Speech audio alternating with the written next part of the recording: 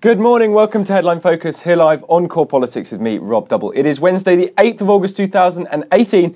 Let's have a look during recess at what's going on in the political headlines. And started with Boris Johnson, the former Foreign Secretary, is back in the news. Now, this is something interesting that's rumbled on since Monday when the article first came out and didn't really do much yesterday, but today has really hit the headlines in a lot of the papers. I think 7 of the front pages today. Boris Johnson has rejected calls to apologise for his comments about Muslim women wearing burqas and niqabs. Now, this is relating to a Telegraph article which he wrote as part of his Telegraph column section, in which he said that Muslim women wearing burqas look like letterboxes and comparing them to bank robbers. Now, the context of this article that he wrote is he was talking about his visit to which he did as Foreign Secretary, and also the recent banning of niqabs and burqas in Denmark, which have joined, and Denmark's joined a number of European countries which have actually banned the niqab and the burqa as well, which is worn by some Muslim women, which covers predominantly the face, or at least partially covers the face. And this is the point at which he then goes on to talk about his opinions and makes the comments that he does. Now, the former Boris Johnson said he accused his critics who've come forward this morning of ridiculous attacks. Now, the criticism comes forward is Islamophobia, racism, or at least inappropriate in the way that he uses language to make the argument which he puts forward in his article, particularly in terms of letterboxes, bank robbers and such like. Now, he also says that critics are attempting to shut down legitimate debate.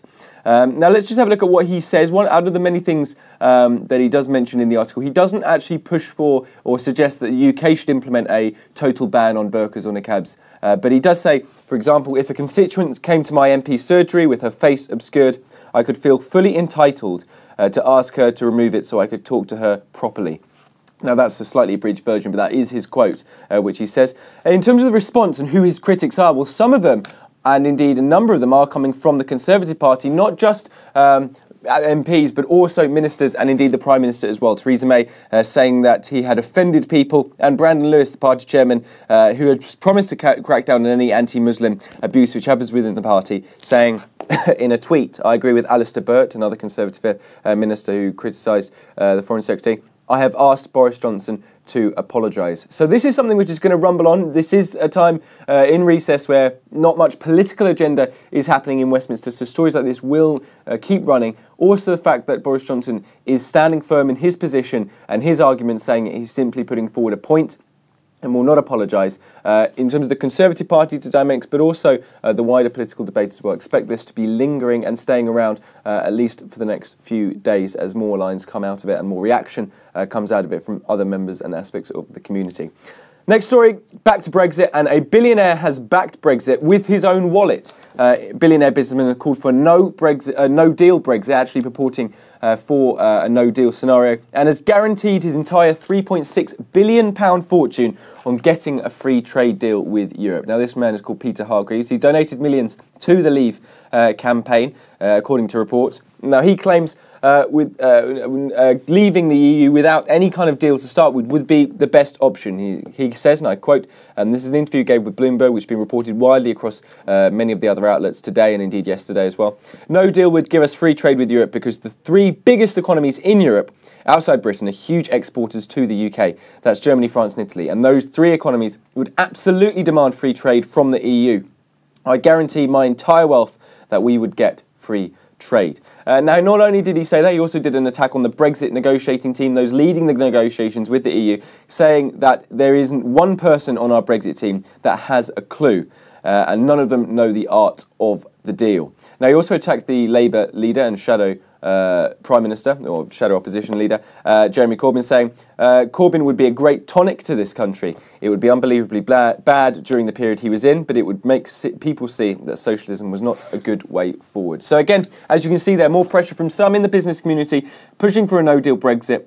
And certainly, the rhetoric around no-deal Brexit, and indeed the likelihood of no-deal Brexit, as we've seen in recent weeks as well, in recent reports, could be increasing over the next few months if there is no progress made on those key fundamental issues in the Brexit negotiations. But if we look at the next story, there is one caveat to this, and this comes from a report from Bloomberg as well. EU will actually be pushing for and will want a Brexit deal before the G20 summit, claims Downing Street. Now, these are reports that Number 10 believe that Europe will be so concerned by the need for a united front against President Donald Trump this autumn that they will, in fact, want to strike that Brexit deal, get Brexit out the way ahead of the G20 summit when it's likely that that next showdown between the EU and the US president will actually happen. Now, that's the G20 is happening in Argentina in late November, and so in terms of the timelines, that actually works in terms of what's happening in the Brexit negotiations as well. EU, effectively the EU being desperate to get Brexit sorted and have a strong position there, had that all agreed, that all stable, so that when they go and confront the US President Donald Trump, and there perhaps is further trade implications for that, in terms of tariffs or anything else, the EU at least will be fighting on one front rather than having to deal with several other components in terms of their arrangements with external economies. Very interesting story there. Comes obviously in terms of no-deal scenarios and deal scenarios that the EU, further reports today, border guards now being warned not to plan any holidays during the months either side of Brexit Day on March the 29th, of course, because of the possible disruption a no-deal scenario Brexit could cause. That's, of course, caveated. I'm sure we'll get some more lines from the EU today saying that that is nonsense. The timeline will be set, and there is no desperation from the EU to get a deal. The EU will be putting forward their negotiating position and seeing what happens. That's pretty much it for today. We'll be back next week. We'll be back on Monday with a roundup of what's been going on in politics during this recess period. Don't forget you can find out all the latest on what we're doing here on Core Politics. We're actually releasing a new Meet the MPs episode every single evening this week, leading up to our 50th episode happening on Friday. So really important week for us. If you're really interested, like Meet the MPs and finding out about the MPs in Westminster, go over and have a look at those right now. And similarly, if you want to join in a conversation with us about anything we've covered, just drop a comment in the message below or tweet us or message us on Facebook there. But from me and all the team here at Core London, have a fantastic rest of your week. See you back on Monday around about 9 o'clock.